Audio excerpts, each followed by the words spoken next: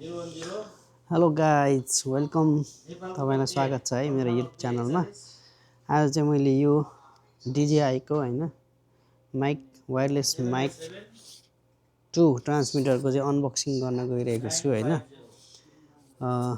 यो चाहिँ हैन अब यसमा बाहिर केही फिचर्सहरु लेखिदिएको छ यहाँनेर, यसमा के छ भनेर हैन। यो चाहिँ DJI को माइक 2 ट्रान्समिटर हो हैन।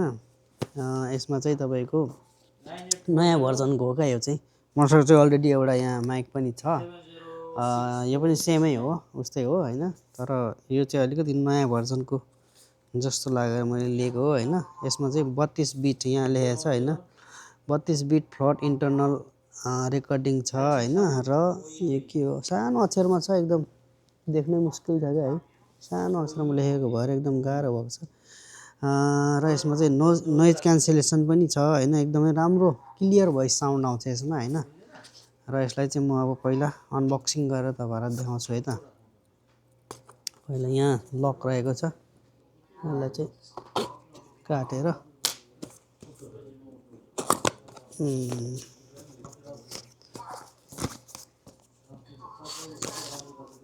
यस्तो ब्याग रहेछ है, चट्टा लेदर ब्याग, लेदर पाउच भित्र आउँछ यो हैन। अनि यो बक्समा चाहिँ के रहेछ भन्दाखेरि एउटा म्यानुअल गार्ड, म्यानुअल बुक रहेछ हैन। यस्तो यो त हामीलाई खासै काम लाग्दैन, यसलाई यहाँ राखिदिन्छु हैन। अरु यसमा के छ यो अरु केही पनि छैन है बक्समा, खाली यसलाई यता राखिदिउँ हैन। अब म यो प्याकेज खोल्दैछु हैन, के छ।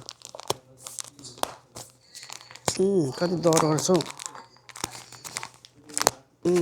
दरो छ त यो त।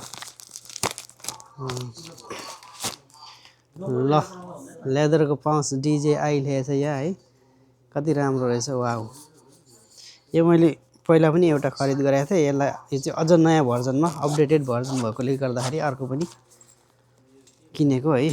यो भित्र यस्तो रहेछ, यहाँ चाहिँ तपाईको यस्तो दुईतिर हैन चेन छ। यसमा चाहिँ यो चाहिँ USB to C केबल रहेछ यो चार्जिङको लागि हैन। र यहाँ राखिदिन्छु म अहिले। अनि यतापट्टि चाहिँ तपाईको अर्को चेनमा चाहिँ के छ भन्दाखेरि हाम्रो एउटा सानो प्याकेटमा के हो त भन्दाखेरि यो चाहिँ यो हो नोइज क्यान्सलेसनको लागि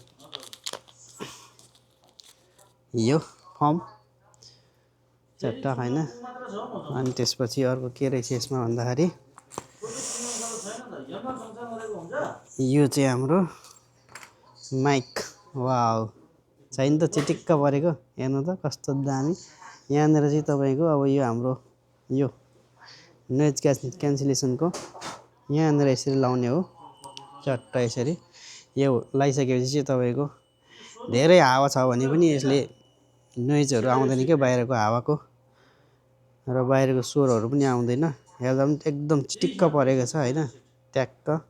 यहाँ चाहिँ यसरी माउन्ट गर्नलाई यसरी च्याप्ने छ हैन। र यसरी यो म्याग्नेट पनि हुन्छ यसमा, डर हुन्छ यो यसरी म्याग्नेट यसरी कपडामा यो लगाएको जसरी नै यसो गरेर ठ्याक्क यसरी टाँस्न पनि मिल्छ क्या यो है। चाहिँ एकदमै डर हुन्छ यो DJI को। यो म्याग्नेट पनि एकदमै राम्रो खालको छ।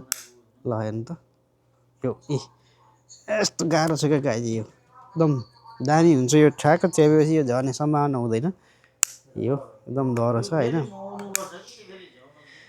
त्यसपछि अब हाम्रो यतापट्टि रहेको छ यो पावर बटम हैन। अनि अब यो माथिल्लो बटम चाहिँ हाम्रो यो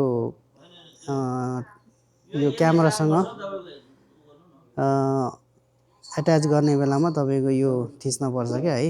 अनि यो अर्कोपट्टि चाहिँ यो चाहिँ तपाईको रेकर्ड बटम, यो चाहिँ भोइस मात्रै रेकर्ड गर्नु पर्यो भने पनि यो थिचेर रेकर्ड यही माइक भित्र रेकर्ड हुने हो क्या यो चाहिँ। यसको इन्टरनल मेमोरीमा यो रेकर्डेड हुन्छ यहाँ रेकर्ड गर्दा। त्यसपछि यो चाहिँ अब चार्जिङको भइहाल्यो हैन, चार्ज गर्ने। अरु त केही छैन यसमा, यस्तै हो। अब यसलाई म यहाँ अन गर्दैछु है त। यहाँ पावर बटम थिचेर चट्टै हरियो बत्ती बल्यो हैन। अब यो चाहिँ अब तपाईँको कनेक्ट गरिराख्नु पर्दैन, क्यामेरामा अटो कनेक्ट हुन्छ क्या। यसको ट्रान्समिसन चाहिँ यही क्यामेरा नै हुन्छ, रिसिभर चाहिँ त्यही क्यामेरा हुन्छ। यो चाहिँ अब चट्ट दुईजना हुँदाखेरि अब यो एउटा भइहाल्यो होइन। अब अर्को इन्टरभ्यू अर्थात् केही नै दुईजना साथी भएर चट्ट भिडियो सिडियो बनाउनु पऱ्यो भने पनि ठ्याक्क दुईजना लाएर गर्दा हुन्छ।